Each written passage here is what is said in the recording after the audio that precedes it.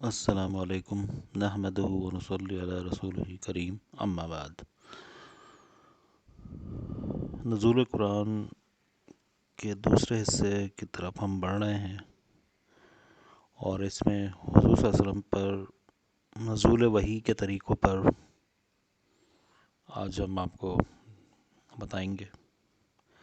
حضرت صلی اللہ علیہ وسلم پر مختلف طریقوں سے وحی نازل ہوتی تھی۔ صحیح بخاری کی ایک حدیث میں حضرت عائشہ رضی اللہ تعالیٰ عنہ فرماتی ہیں کہ ایک مرتبہ حضرت حاضر بن شام رضی اللہ تعالیٰ عنہ نے حضرت صلی اللہ علیہ وسلم سے پوچھا کہ آپ پر وحی کس طرح آتی ہے، تو حضرت صلی اللہ علیہ وسلم نے فرمایا، کبھی تو مجھے گھنٹی کی سی آواز سنائی دیتی ہے اور وحی کی یہ صورت میرے لیے سب سے زیادہ سخت ہوتی ہے، اور پھر جب یہ سلسلہ ختم ہوتا ہے تو جو کچھ اس آواز نے کہا ہوتا ہے مجھے یاد ہو چکا ہوتا ہے،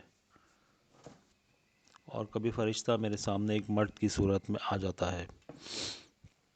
صحیح بخاری جز نمبر 1 صفحہ نمبر 2۔ اس حدیث میں آپ صلی اللہ علیہ وسلم نے وحی کی آواز کو گھنٹیوں کی آواز سے تشبیہ دی۔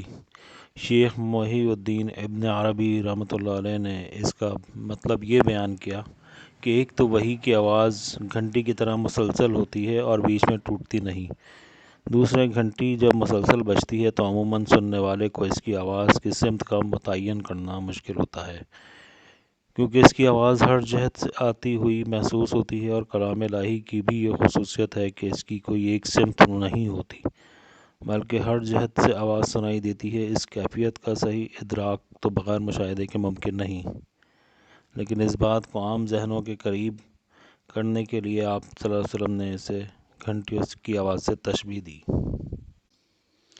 جب اس طریقے سے آپ صلی اللہ علیہ وسلم پر وحی نازل ہوتی تو آپ پر بہت زیادہ بوجھ پڑتا تھا۔ حضرت عائشہ رضی اللہ تعالیٰ عنہ اسی حدیث کے آخر میں فرماتی ہیں کہ میں نے سخت جاڑوں کے دن میں آپ پر وحی نازل ہوتے ہوئے دیکھی ہے۔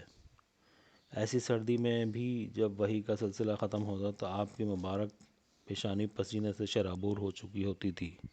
ایک اور روایت میں حضرت عائشہ رضی اللہ تعالیٰ عنہ بیان فرماتی ہیں کہ جب آپ پر وحی نازل ہوتی ہے تو آپ کا سانس رکنے لگتا ہے۔ ایک اور روایت میں حضرت عائشہ رضی اللہ تعالیٰ عنہ بیان فرماتی ہیں کہ جب آپ پر وحی نازل ہوتی تھی تو آپ کا سانس رکنے لگتا، چہرہ انور متغیر ہو کر کھجور کی شاخ کی طرح زرد پڑ جاتا، سامنے کے دانت سردی سے کپ کپانے لگتے، اور آپ کو اتنا پسینہ آتا کہ اس کے قطرے موتیوں کی طرح ڈھلکنے لگتے۔ وحی کی اسی کیفیت میں بعض اوقات اتنی شدت پیدا ہو جاتی کہ آپ جس جانور پر اس وقت سوار ہوتے وہ آپ کے بوجھ سے دب کر بیٹھ جاتا۔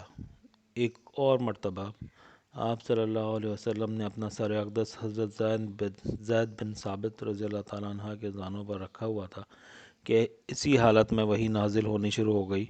اس سے حضرت زید رضی اللہ تعالیٰ عنہ کی ران پر اتنا بوجھ پڑا کہ وہ ٹوٹنے لگی۔ بعض اوقات اس وحی کی ہلکی پھلکی آواز دوسروں کو بھی محسوس ہوتی تھی۔ حضرت عمر رضی اللہ تعالیٰ عنہ فرماتے ہیں کہ جب آپ صلی اللہ علیہ وسلم پر وحی نازل ہوتی تو آپ کے چہرہ انور کے قریب شہد کی مکھیوں کے بھن بھناہٹ جیسی آواز سنائی دیتی تھی۔ وحی کی دوسری صورت یہ تھی کہ فرشتہ کسی انسانی شکل میں آپ صلی اللہ علیہ وسلم کے پاس آ کر اللہ تعالیٰ کا پیغام پہنچا دیتا تھا۔ ایسے مواقع پر عموماً حضرت جبرائیل علیہ السلام مشہور صحابی حضرت وحی قلبی رضی اللہ تعالیٰ عنہ کی صورت میں تشریف لایا کرتے تھے، البتہ بعض اوقات کسی دوسری صورت میں بھی تشریف لائے ہیں۔ بہرکیف جب حضرت جبرائیل علیہ السلام انسانی شکل میں وحی لے کر آتے تو نزول وحی کی یہ صورت حضرت صلی اللہ علیہ وسلم کے لیے سب سے آسان ہوتی تھی۔ وحی کی تیسری صورت یہ تھی کہ حضرت جبرائیل علیہ السلام کسی انسان کی شکل اختیار کیے بغیر اپنی اصل صورت میں دکھائی دیتے تھے، لیکن ایسا آپ صلی اللہ علیہ وسلم کی تمام عمر میں صرف 3 مرتبہ ہوا۔ ایک مرتبہ اس وقت جب آپ صلی اللہ علیہ وسلم نے خود حضرت جبرائیل علیہ السلام کو ان کی اصل شکل میں دیکھنے کی خواہش ظاہر فرمائی، دوسری مرتبہ معراج میں، اور تیسری بار نبوت کے بالکل ابتدائی زمانے میں مکہ مکرمہ کے مقام عجیات پر۔ پہلے 2 واقعات تو صحیح سند سے ثابت ہیں، البتہ یہ آخری واقعہ سندن کمزور ہونے کی وجہ سے مشکوک ہے۔ چوتھی صورت براہ راست اور بلا واسطہ اللہ تبارک و تعالیٰ سے ہم کلامی کی ہے۔ یہ شرف حضرت صلی اللہ علیہ وسلم کو بیداری کی حالت میں صرف ایک بار یعنی معراج کے وقت حاصل ہوا ہے۔ البتہ ایک مرتبہ خواب میں بھی آپ صلی اللہ علیہ وسلم اللہ تعالیٰ سے ہم کلام ہوئے ہیں۔ وحی کی پانچویں صورت یہ تھی کہ حضرت جبرائیل علیہ السلام کسی بھی صورت میں سامنے آئے بغیر آپ کے قلب مبارک میں کوئی بات القاء فرما دیتے تھے۔